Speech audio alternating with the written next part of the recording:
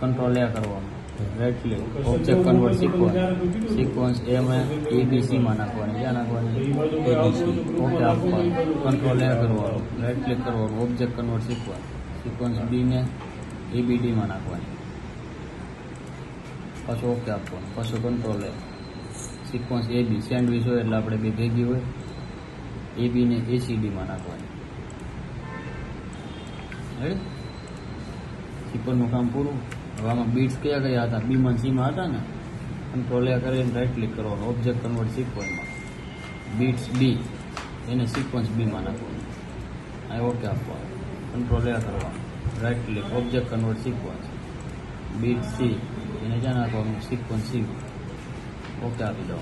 Control એ કરીને આપણે બીમાં સીમાં bits નાખ્યા છે એટલે અહીંયા આપણે સિક્વન્સ બીમાં જવાનું. બીમાં શું નાખ્યું હતું આપણે? બીમાં કયો કમાન્ડ હાલે તમારે? પાઇપ હાલે, અઢી હાલે? બીમાં બસ અઢી અને અઢીનું માપ અહીં નાખી દેવાનું. રેડી? અહીં યસ આપી દેવાનું, અહીં સેવ આપી દેવાનું. સીમાં શું હાલે છે? 2 અને એનું માપ અહીં નાખી દેવાનું. રેડી? ઓકે આપી દેવાનું એટલે અહીં પછી પાછા બીટ્સ આવી જાય જેમ ગોઠવા છે. આપણે કમાન્ડ જોઈ લેવાનું, કમાન્ડમાંથી શું લે છે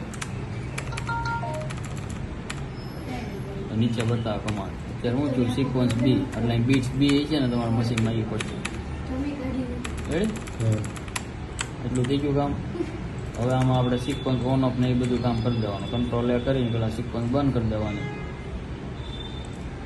પછી ઓલ્ટર સી કરીને સિંગલ નીડલ સિલેક્ટ કરી લેવાની, બીટ્સની હોય એમાં સિક્વન્સ ચાલુ કરી દેવાની.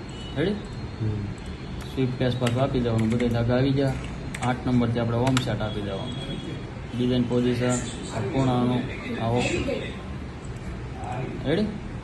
હવે આને આપણે DHA સેવ કરવાનું, ડેસ્કટોપ ઉપર આપણે DHA સેવ કરવાનું. કયું કરવાનું? DHA. રેડી? આને આપણે સેવ આપી દેવાનું. એ કઈ સેવ? સોફ્ટવેરને બંધ કરી દેવાનું. આપણે 2.6 ઓપન કરવાનું. 7 10 ની હોય 6 માં થઈ જાય, 7 માં થઈ જાય.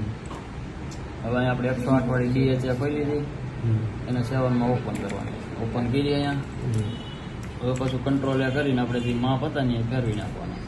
બીમાં આપણે કયું માપ હતું? અઢી. અહીંયા યસ. સીમાં 2 યસ. થઈ ગયા બીટ. કમાન્ડો આપણે ચેક કરી લેવાનો એકવાર. રેડી પડે છે? રેડી? બી મીડું પડવા. હવે આમાં પાછું હોમ સેટ આપી દેવાનું. રેડી? હવે આપણે આને ફાઇલમાં જવાનું, સેવ એઝ કરવાનું. ડેસ્કટોપ ઉપર આપણે બાય ડિસ્પ્લે ઉપર DST, આમાં DSTનું ફંક્શન આપ્યું છે, અહીંયા હું આપી દેવાનું સેવ. થઈ ગઈ DST ફાઇલ. હવે આને આપણે ક્લોઝ કરી દઈએ. રેડી? DST આપણે અહીંયા આવી ગઈ અને આપણે ખોલી ગઈ.